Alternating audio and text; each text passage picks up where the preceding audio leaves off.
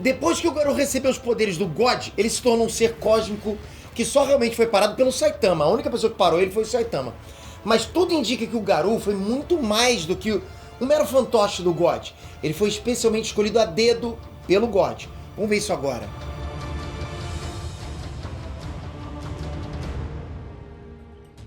Hein, Next? Peter aqui. Galera, a luta final do Saitama contra o Garou, pô, foi tão casca-grossa, tão incrível, que ninguém percebeu que agora o God já tem tudo que ele precisa para poder se libertar. E eu tô dizendo isso porque tudo indica que o Garou foi propositalmente usado como cobaia. E não foi só para se tornar avatar do God, não, mas sim para servir como a principal peça do quebra-cabeça que o God precisa para ressuscitar. Então, mais do que nunca, eu conto com aquela força de vocês pro Prêmio Best. Pô, vocês estão me ajudando pra caramba. Principalmente a fandom de anime, principalmente a de One Punch Man. Da onde está sendo os maiores votos foi daqui. Obrigado de coração, galera, de coração mesmo. Em nome de toda a equipe, vocês estão ajudando a gente a chegar lá. Eu estou vendo luz no fim do túnel. É possível demais a gente conseguir esses prêmios, tá? Deixei o link aqui embaixo para você clicar e perder alguns segundinhos do seu dia para dar volta na gente nas 3 categorias que a gente está participando. Nerd na categoria Cinema, TV e Streaming, PTJ na Criador do Ano e Nerd de Negócios em Economia e Negócios. Obrigado de coração, vamos lá.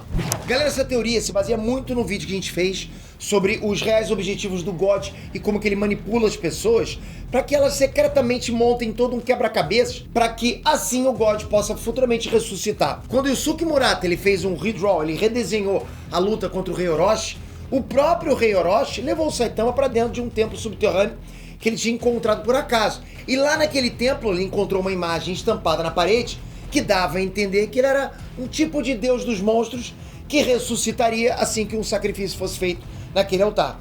Mas, galera, depois que o Saitama deu um soco no Rei Orochi, derrotou ele, a força do soco desmoronou todas as paredes do templo. E dessa forma ficou revelado pra gente que o próprio Rei Orochi era, na verdade, o objeto do sacrifício. Ou seja, ele era quem iria ser sacrificado para que o God ressuscitasse. Tudo isso a gente já falou no nosso vídeo sobre as reais intenções do God. Mas a questão aqui é, onde que o Garou entra nessa história? É o que você tá perguntando agora, né? Não! Não? Mas antes de responder essa pergunta, eu quero que vocês me digam, por que o Rei Orochi deveria ser sacrificado para que o God renascesse? Já parou pra pensar nisso? Qual é a habilidade principal do Rei Orochi que torna ele diferente de todos os monstros a ponto da Associação dos Monstros considerar ele um rei dos monstros? Ah, Peter, porque ele é poderoso. Sim, mas como é que foi que ele ficou poderoso?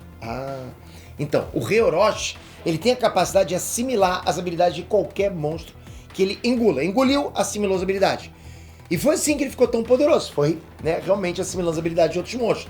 Né, se o monstro tem o poder de cuspir fogo, o Rei Orochi vai lá, come esse monstro e pronto, né? Engoliu o monstro, pronto. Né, agora ele pode cuspir fogo. É assim que o Rei Orochi evolui, consumindo outros monstros, outros poderes.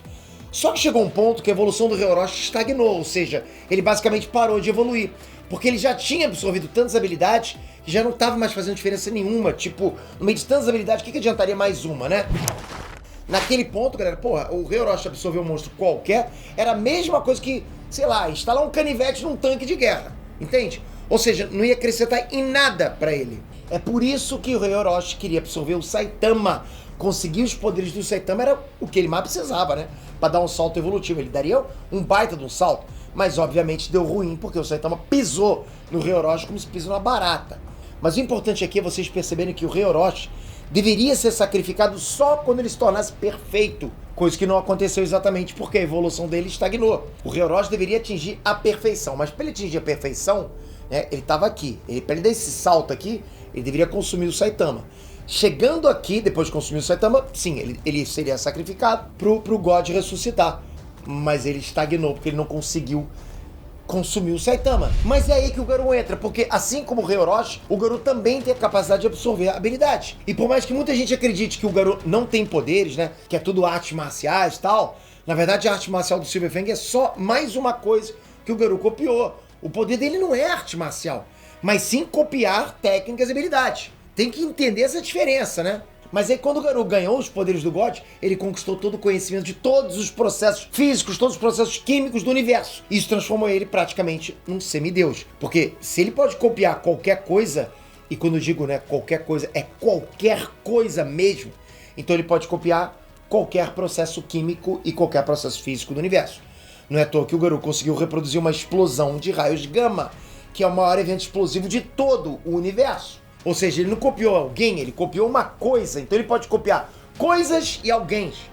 Se vocês ainda não pegaram o X da questão, percebam o seguinte, percebam que a forma como o Garou evolui é muito parecida com a forma que o Rei Orochi evolui. Só que o Rei Orochi evolui comendo os monstros, enquanto o Garou só precisa ver a habilidade sendo usada e pronto, né?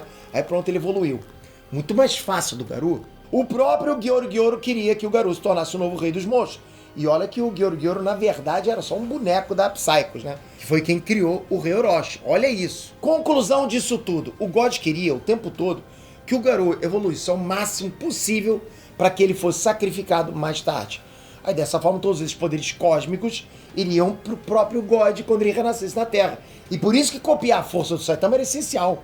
Porque o Garou foi o único que realmente conseguiu replicar a força do Saitama. Mas isso durou pouco tempo. Porque como o poder do Saitama é ilimitado, o Garou só conseguiu copiar até certo ponto, né? Até que ele finalmente foi derrotado. Mas agora fica um questionamento. Ser ou não ser? Não, não é esse.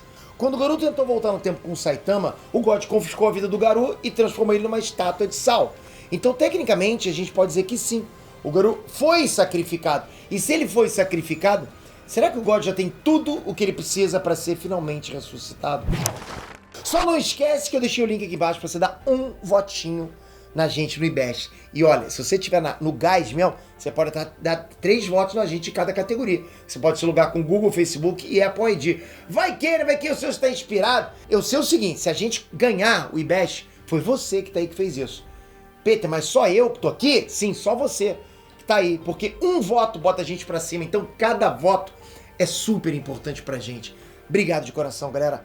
Toca aqui agora, se inscreve no canal, ativa o sininho. Obrigado de coração, galera. Espero você no próximo vídeo. Talvez seja de Dragon Ball, né? Até a próxima. Fui!